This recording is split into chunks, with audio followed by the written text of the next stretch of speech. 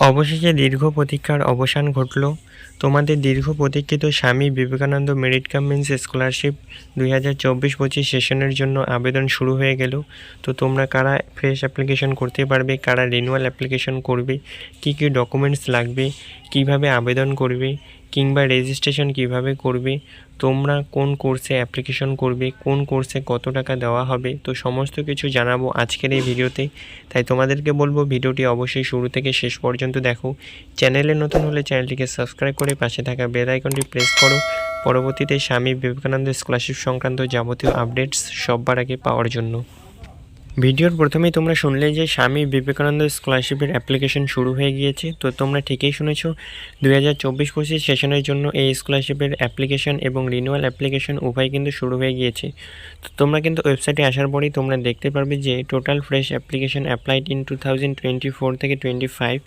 এখানে তোমরা medical, general degree, engineering degree, polytechnic courses, Kanyashree, K3 school education সম্পূর্ণ কিন্তু তোমরা এখানে দেখতে পারবে যে কোন ডিপার্টমেন্ট থেকে কতগুলো অ্যাপ্লিকেশন হয়েছে। অতএব তোমরা যারা এতদিন ধরে অপেক্ষা করেছিলে যে স্বামী বিবেকানন্দ স্কলারশিপের অ্যাপ্লিকেশন কবে নাগাদ শুরু হবে, আবেদন শুরু হলে তোমরা কবে নাগাদ অ্যাপ্লিকেশন করবে, তো তোমাদের জন্য কিন্তু খুশির খবর যে স্বামী বিবেকানন্দ স্কলারশিপের অ্যাপ্লিকেশন এবং রিনিউয়াল দুটোই কিন্তু শুরু হয়েছে। তো তোমরা যদি এখানে হাউ টু অ্যাপ্লাই সেকশনে আসো, তো তোমরা নিচের দিকে আসলে কিন্তু তোমরা দেখতে পারবে যে এখানে কিন্তু ফ্রেশ অ্যাপ্লিকেশন 2023 ওপেনিং ডেট দেওয়া আছে 20/11/2024, অর্থাৎ গত 2 দিন আগেই কিন্তু এই স্কলারশিপের অ্যাপ্লিকেশন শুরু হয়ে গিয়েছে। এবং রিনিউয়াল অ্যাপ্লিকেশন এটাও কিন্তু ডেট দেওয়া রয়েছে তোমাদের 20/11/2024, অর্থাৎ শুরু হয়েছে। এবং ফ্রেশ কন্যাশ্রী K3 অ্যাপ্লিকেশন 2023 এটাও কিন্তু শুরু হয়েছে তোমাদের 20/11/2024। এবং এগুলোর তিনটেরই যে শুরু হয়েছে ফ্রেশ, রিনিউয়াল, কন্যাশ্রী K3, এখনও পর্যন্ত কিন্তু ক্লোজিং ডেট দেওয়া হয়নি। এখনও পর্যন্ত কিন্তু ক্লোজিং ডেট দেওয়া হবে না। মিনিমাম 6 থেকে 7 মাস এই স্কলারশিপের অ্যাপ্লিকেশন করবে। তাই তোমাদেরকে বলবো তোমরা অবশ্যই ধীরে সুস্থে অ্যাপ্লিকেশন করবে। তোমাদের যাদের এখনও পর্যন্ত মার্কশিট পাওনি তোমরা অবশ্যই ধৈর্য ধরো এবং মার্কশিট পাওয়ার পরেই কিন্তু এই স্কলারশিপে অ্যাপ্লিকেশন করবে। তো এখন তোমাদেরকে জানিয়ে রাখি যে কাদের জন্য শুরু হয়েছে। তো সকল ছাত্রছাত্রীদের জন্য কিন্তু স্বামী বিবেকানন্দ স্কলারশিপ শুরু হয়ে গিয়েছে।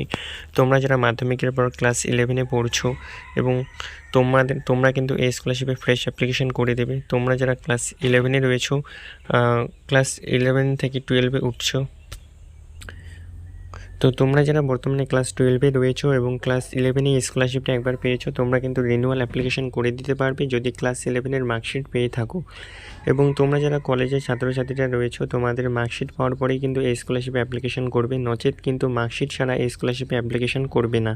এই স্কলারশিপটি তোমরা মূলত কারা কারা পাবে, স্কলারশিপের এলিজিবল ক্রাইটেরিয়া কী, আবেদন করার জন্য কত শতাংশ তোমাদের নম্বর প্রয়োজন, কী কী ডকুমেন্টস লাগবে, কিভাবে অ্যাপ্লিকেশন করবে, কিভাবে রিনিউয়াল করবে, কারা অ্যাপ্লিকেশন বা কারা রিনিউয়াল করবে, তো সমস্ত কিছু আপডেট নিয়ে পরবর্তীতে ইন ডিটেলস আমি তোমাদেরকে একটা ভিডিও দেব।